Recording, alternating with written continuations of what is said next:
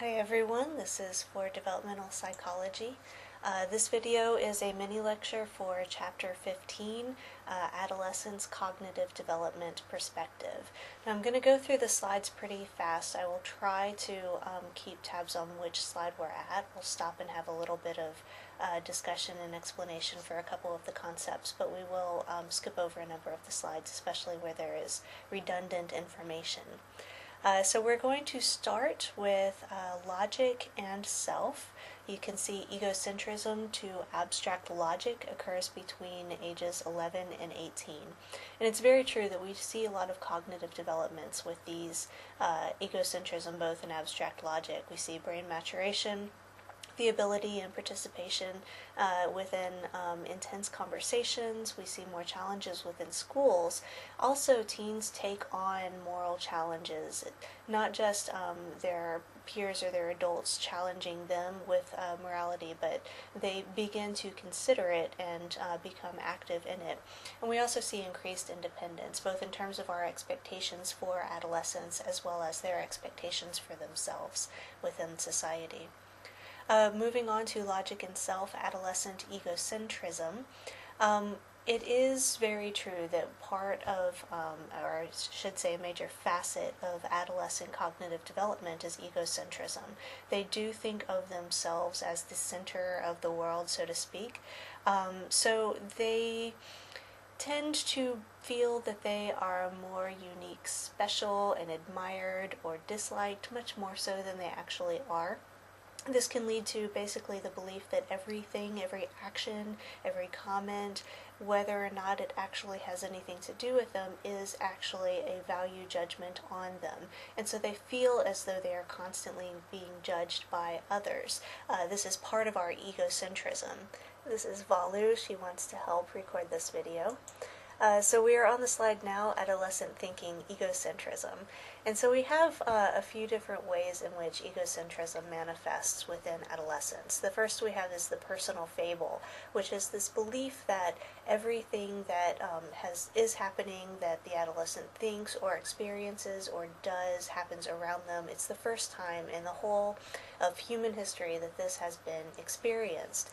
So it's kind of the narrative that they tell themselves about their lives, but specifically within this sense that this is an entirely unique narrative. Anything that happens, it's the first time, it's also either the best or the worst that this has ever been. So you may say, oh, I've experienced this before. No, it's nothing like this. This is way better, or this is way worse. We also have our imaginary audience, and so this is the belief among adolescents that indeed everyone is constantly watching them. This manifests in a couple of different ways. One is this almost paranoia, kind of like this belief that, I have to close all the blinds, there's someone outside who might be watching, so this kind of sense that we're always being watched. But connected to that is specifically within adolescence, this belief that everyone is constantly paying attention and is impressed or is judging or is paying attention. I'm walking down the aisle at the grocery store. Isn't it so great? Everybody's paying attention to how I'm walking and how I'm doing the best. But it is this belief that they are at the constant center of everyone's attention at all times. And so, yeah, they feel judged a lot. We also see the invincibility fable, and this is even within logical consideration that there can be danger, there can be risks from things that I'm doing, choices that I'm making. I have seen this happen badly before with others. I know the risks and the danger of this thing, but somehow I still just don't think it will apply to me. And so we do see a lot of risk-taking, even within things where they consciously and cognitively and logically know that this can be dangerous, still making these decisions regardless, because there is a sense of invincibility. We are going to move down now to formal operational thought, PSY. So we are in the fourth and final stage of cognitive development at this point. And again, it's not very clear or precise when the change from concrete operational thought to formal operational thought is going to happen. It can, we can see it from one year to the next with peers who are the same age. We may not see that transition, or we may see both apparent between the one. So it's kind of, as with all of Piaget's stages, there's sensitive periods in which these stages tend to occur, but there is an awful lot of overlap in terms of age. With the formal operational thought, it's characterized by very systematic logic and the ability to think about abstract ideas. So teenagers, adolescents will be considering things that don't exist in reality. They'll have considerations like freedom. They can also logic through problems where they can't see the components or they don't know exactly what is going to happen, but they can think through the consequences of it. You can especially see the difference with formal operational thought because there's sensitive time periods and not critical time periods. If you compare much younger and much older children, a very extreme difference between the way that they're able to think cognitively about logic and abstract issues. Going down to how to balance a scale. In this picture example, you can see that younger, maybe middle childhood, they are not very good at figuring out how things that are of different weight, different lengths away from the center, how they might balance or how they should balance, whereas once you get into higher levels within adolescence, that formal operational is definitely playing out, where they can figure out these complex roles, even if it's the first time that they've ever been presented with it. We are going to move down now to hypothetical thought and reasoning, because these are some of the major developments that we see. Hypothetical thought would include reasoning that uses propositions. What would happen if, both them being able to present these within their own lives, and also when presented with these things, they can logic through something that is very, sometimes even profound, figuring out states of the world and very complex systems. They have this ability at this point. They're able to use deductive reasoning, which is taking a general statement and then going down to specifics from it. So this thing I say is always true. Is it true for these very specific instances? And I will try it for a number of different things. And then the opposite as well, inductive reasoning. So experiencing specific cases, a number of specific cases, and then deciding this is a general principle that is true. You can see an illustration of inductive and deductive reasoning on the next slide, bottom up or top down. So you might want to stop for a second to consider those. And then next we have informal operational thought, logical fallacies in adolescence. So first, and let me clarify and be very clear that these are not things that only happen in adolescence, but we do see them emerge at this point. So our sunk cost fallacy, which is this belief that whatever time or resources or effort or money that I have invested in something, even if it is not working out, well, I can't give up because I've already invested so much, I must keep with it. This can apply to relationships. People are in a romantic relationship for a long time. They're not very happy, but we've been in it for so long, we can't give up now, which of course means that you're choosing to stay in a relationship in which you're unhappy currently.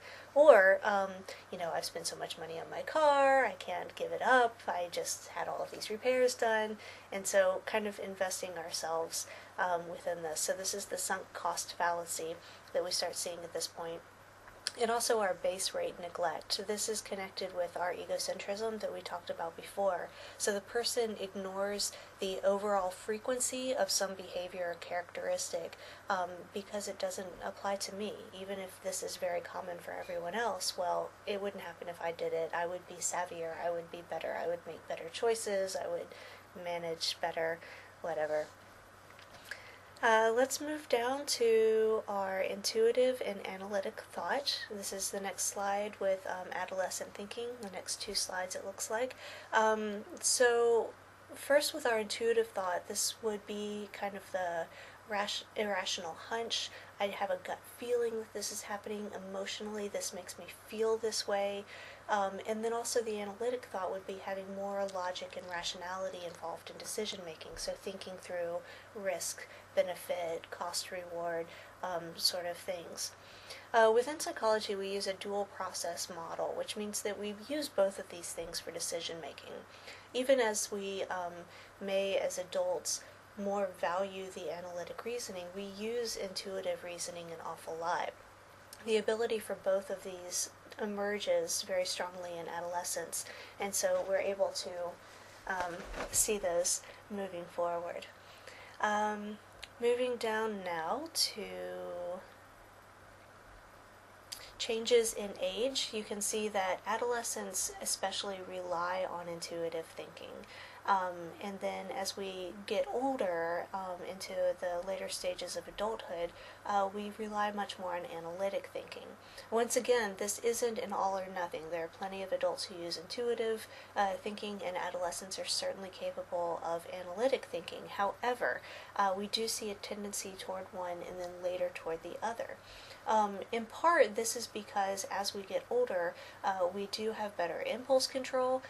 We are better able to sit down, spend some time thinking about it, and not have that immediacy of I must make decisions, I must act now.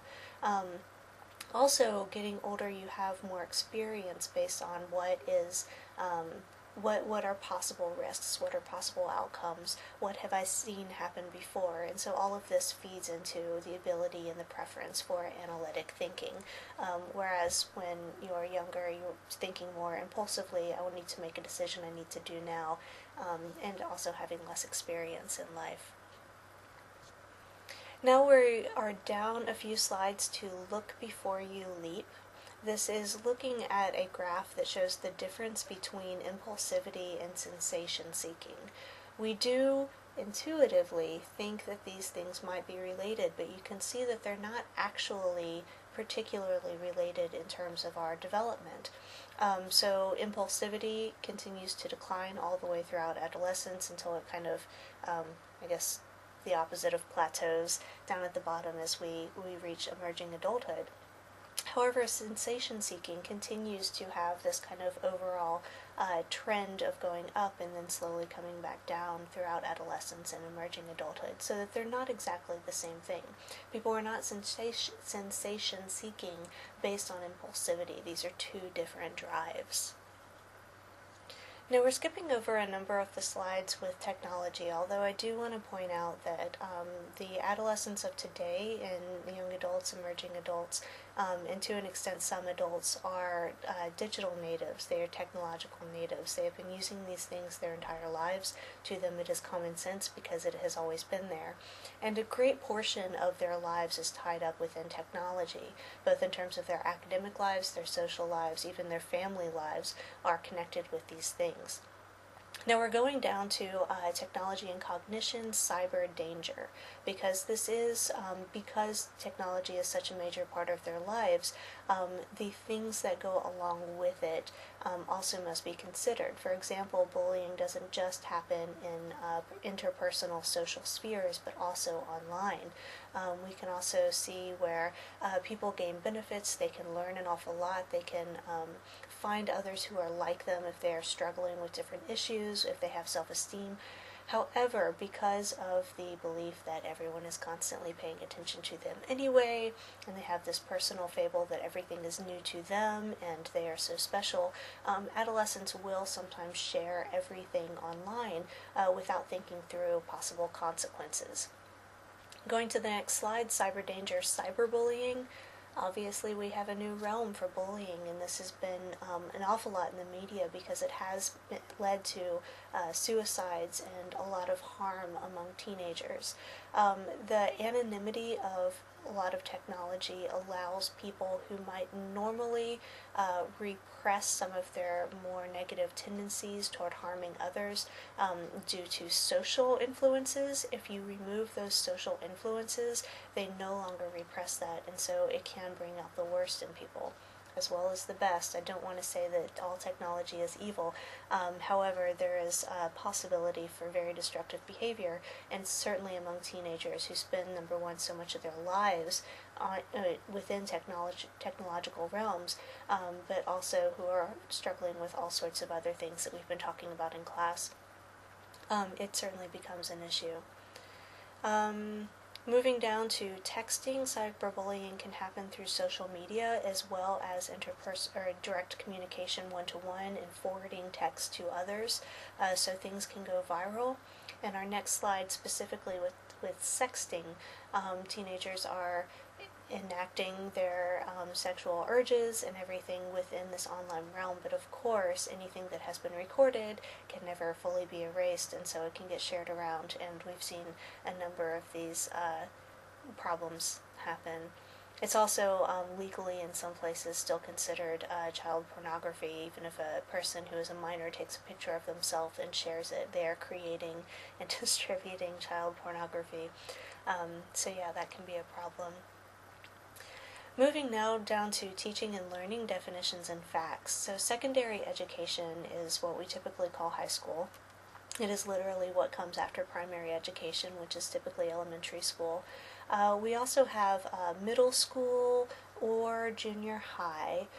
Middle school typically will start around 5th or 6th grade and continue through 8th grade. Junior high would typically be 7th and 8th grade, although sometimes it might be 7th, 8th, and 9th. And then high school typically starting 9th through 12th. And so these are kind of the educational transitions that adolescents are making. Moving down now to teaching and learning middle school, we see increased behavioral problems at middle school. We see kind of the start of puberty, so there's a lot of hormonal and body changes that are happening. There's also different relationships between student and teachers as they are starting to feel as though they are peers with their teacher rather than subordinates. We also have a lot of peer issues among peers, junior high school kids, as we talked about with bullying and other issues. Moving down now to school transitions. Entering a new school, this is both transitioning from elementary to middle, or elementary to junior high, or junior high to high school. There's a lot of transitions that happen where students who have had peers and friendship circles and even adult support circles in place at one school that they had spent time developing these networks now move into a place where they do not have these established networks. It's a very difficult time for students and for adolescents because they are meeting new people, both peers and adults. They're dealing with new expectations, and there's a lot of different things that are happening all at once in conjunction with other adolescent phases that we've talked about with the previous chapters. Going down to high school, college-bound, and high-stakes tests, we do see some students are very obviously on achievement path from young kid time all the way through their adolescence. And with these, there is often kind of a focus on what will happen next after high school. Connected with this are periodic high-stakes tests. These can be tests that help track students within their elementary or high school, which classes will be available to them, so that can set their course for their entire life. Also, we have standardized tests like the ACT or the SAT, in which students basically must do well in order to have opportunities open up to them. It can cause an awful lot of stress in their lives, and it's one of the things that adolescents are facing. Okay, so that'll sum up our chapter 15, and we'll see you in class.